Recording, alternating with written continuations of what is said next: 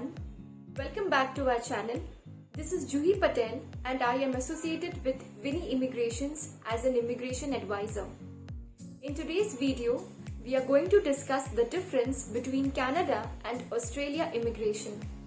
But before we begin, please subscribe to our channel, click on the icon right below to receive our newest videos, our newest updates, and please feel free to leave us your comments and your questions. So if you are thinking to moving to a new country, it is very likely that you are thinking of the possibilities that where should you move. Canada is a great country, especially for new immigrants. But why not compare your options in deciding a location to start your new life? In today's video, we are going to represent the difference between Canada and another very popular destination, Australia. First point for comparison in today's video is the cost of living. Australia is considered somewhat more expensive than Canada. It is important to say that this may vary from city to city. However, when you are comparing the overall cost of groceries, restaurants, transportation, Canada is 17.7% cheaper than Australia. Second point is education. Higher education, especially for international students, it is more affordable in Canada than Australia. For example, the cost of 1 year tuition fee in Canada will range from approximate $10,000 to $22,000 to $25,000 per annum. On the other hand, the tuition fees for 1 year in Australia will range from approximate $15,000 to $35,000 per annum.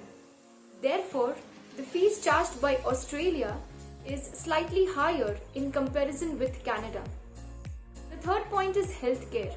Canada offers universal healthcare free of cost for most of its immigrants.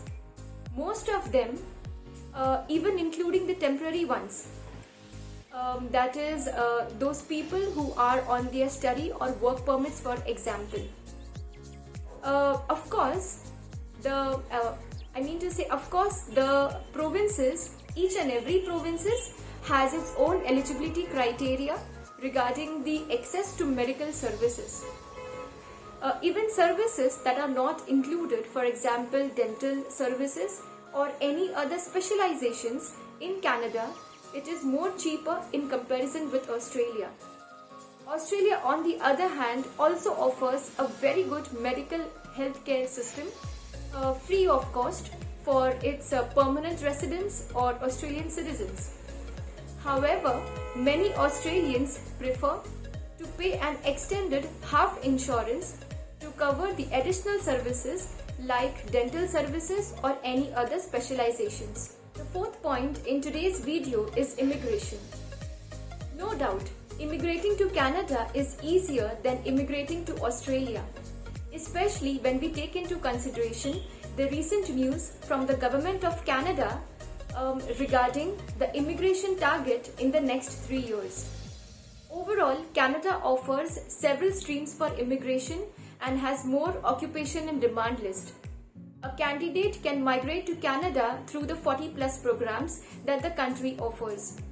Also, Canada offers more patience in making you qualify as a skilled worker. In Canada, it is also easier to transition from temporary residence, for example, as a student or a temporary worker, to permanent residence. But let's be fair. Let's compare the Express Entry Federal Skilled Worker Program from Canada and the Skill Independent from Australia. Both countries target new immigrants with skilled work experience. However, they have never demanded that a candidate should have any connections in the country before they apply. For example, having a study or a work experience in the country before their application.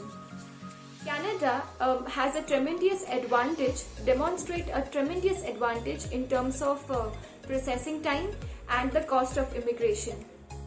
For example, the cost of immigration for a single applicant in Canada ranges from approx $50-$100 for the main applicant, same for the spouse, and $225 for the children. On the other hand, the cost of main applicant in Australia ranges from $4,000 for the main applicant plus $2,000 for the spouse and additional $1,000 for each child. In terms of processing time, Canada is committed to process 80% of the applications in less than 6 months of time frame. On the other hand, Australia is committed to process 75% of the applications within a time frame of 8 months. So, either you should go to Canada or Australia for immigration. It is very hard to say because it all depends on a candidate's personal lifestyle, preferences and profile. However, either you are planning to go to Canada or Australia, please count us on your support to assist you and guide you to make Canada or Australia or your home.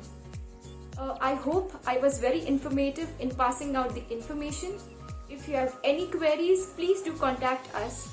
Thank you. Have a nice day.